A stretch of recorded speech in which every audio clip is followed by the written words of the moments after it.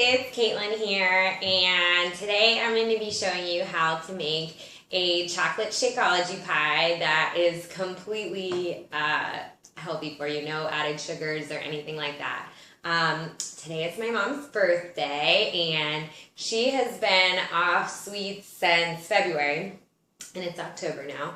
So I'm very proud of her, and I wanted to help her continue with that. Now, she still eats fruits and anything with natural sugars in it, but she doesn't eat any sort of processed sugars or artificial sweeteners or anything like that. So the recipe I'm using today, if you order Shakeology, oftentimes you get these recipe cards in the mail with them, and you can also go to myshakeology.com/KatelynLesk. I'll post the link in this video so that you can check out any healthy recipes they have, and I always kind of modify them based on what I have. So I've made the Shakeology pudding before. That's amazing. I make that all the time, and that is just as simple as 1.5 scoops of chocolate Shakeology, a banana, an avocado, and 1.5 cups of almond milk. But I've actually even used water when I didn't have almond milk.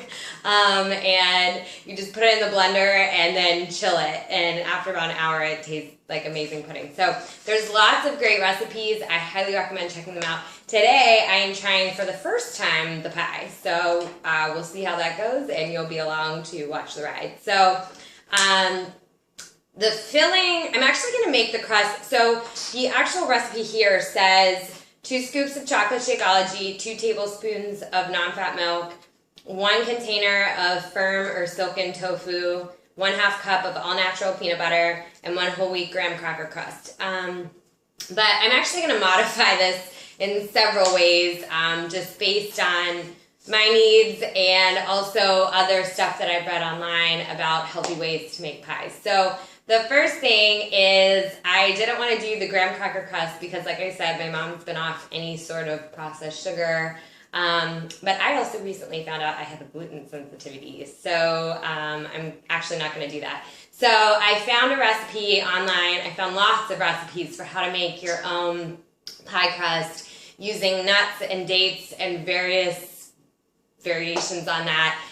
So I'm actually going to try one of those recipes instead of the whole wheat graham cracker crust like it recommends. So there's a ton of stuff online. So what I always do is when I'm looking for a healthy version of a recipe, I'll check out several different recipes, and that way I kind of get an idea of what the essential steps and the essential ingredients are and what I have a little more wiggle room to modify.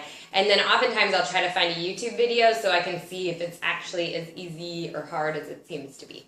So this is my first time trying it, so we shall see. The first thing I'm going to do is prep the ingredients for the crust and the ingredients for the filling, and then I'm going to pause the video while I blend this all up. So for the crust, I am using a food processor, and what it was recommended online, the recipe that I found used, it said about a cup of dates, and I also found a website that recommends to soak them in water first. So these have been soaking for about a half hour. I don't know that it's necessary. They said that if your dates are stiffer, it's a good way to do it, but it's also easier on the food processor. And since I haven't done this before in the food processor, and I have a rather small food processor, I would like it to be easy on my food processor. So now make sure your dates are pitted. I actually thought I bought pitted dates, but when I brought them home, I found that the pits were still in them. So make sure you double check that. I had to take the pits out myself by hand. I'm not going to put all of this in at once. I'm going to start with about half and test that out to see if how it blends, and then add the rest in. And then it said about a cup of dates to about a cup of nuts. I'm using walnuts. That's what most of them seem to use, but I also saw websites where they used almonds and things like that. They also said that if it's not sticky enough to mold into the pie pan, that you just add more dates. So I'm going to try about a cup of walnuts to a little more than a cup of dates to start out with, and then we'll see how that goes. And I also saw some recipes where you can add some unsweetened coconut flakes, and I love coconut, so I'm going to add a little bit of that just for extra little flavor.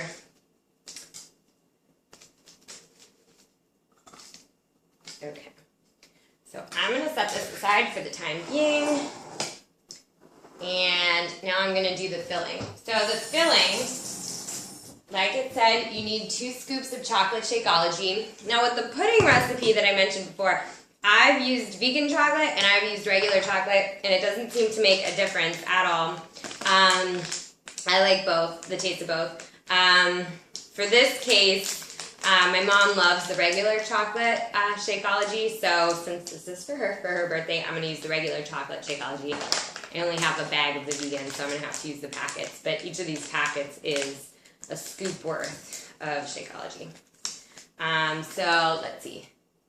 So 2 scoops of chocolate Shakeology, 2 tablespoons not fat milk.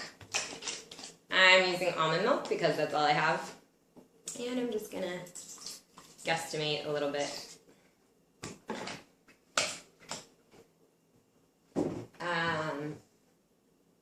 1/2 cup all natural peanut butter. I just get the kind of peanut butter that they have in the little machines that literally just chop up peanuts. There's nothing else added.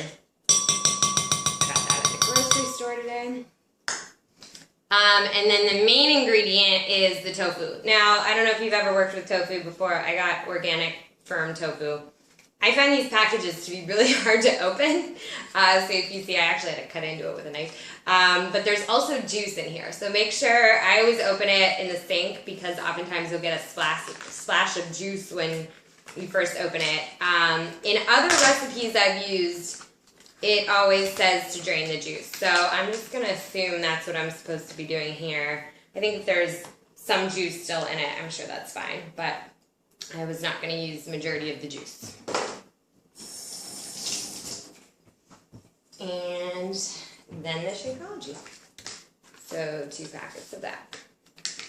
Or 2 scoops if you're using a bag. If you have any questions about Shakeology, obviously I can answer them for you, but I also have some videos also on my YouTube channel that are all about Shakeology and the health benefits. So right now you can look under, I think I have a playlist for Beachbody products, and that's where you can find it. And like I said, you can also go to my website, myshakeology.com/Katelyn Lesk. There's a ton of amazing health benefits in it, and there's nothing artificial, no artificial flavors, colors, no added sugar, nothing like that. So it's really, really good for you.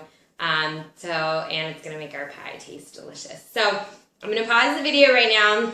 I'm going to mix these up, and I will be right back. Okay, I'm back, and I'll be honest, that was not as easy as I thought it was going to be. The Shakeology pudding I told you I made before was really easy, but I had a little bit of trouble with the crust and the filling. Now, the filling, I think the problem might have been how I added the ingredients, because if you notice, I put a little bit of milk in, and then the peanut butter second, and then the tofu. I think if I would have put the tofu in, it would have helped it mix better, but I really had to keep mixing it up as I went along to get it to a smoother consistency. Now, I tried a little bit of it. It tastes good. It was just a pain trying to get the blender to actually blend it. I have a Vitamix too, but I tend to steer clear of using a Vitamix for stuff like this. The Vitamix, if you have one, is it's not easy to take apart. So when it's something that I know is going to be sticky, like peanut butter or like the crust, I tend not to use it. But both of these can easily be disassembled and washed. And actually, from what I've seen online, most people seem to use a food processor for a crust like this. But anyways, you can see my crust consistency. This one also required me to push it down quite a bit as I was going along. But that might also be because a lot of the food processors I saw that they were using online were the larger ones. So it could have just been the limitations on the size of the food processor that I was using. So it's not as fine of a texture as I was hoping for. It's a little bit chunkier, but I tried some of this too, and it still tastes good, and that's all that matters. So all you want to do is scoop it into the pie pan, and then just sort of press it out into like a layer on the bottom of the pie pan. And then I'm going to pour the filling into the pie pan, and I will be back in a minute. Okay, I am back with the final product. I have to say the cleanup wasn't too bad. The crust washed right out of the food processor. The blender is still soaking. I think in retrospect, so I also forgot to mention that while I was blending it, in order to get it to blend better, I had to add more milk, and so I actually added a little bit more of the Shakeology too, so the milk wouldn't dilute the chocolate flavor.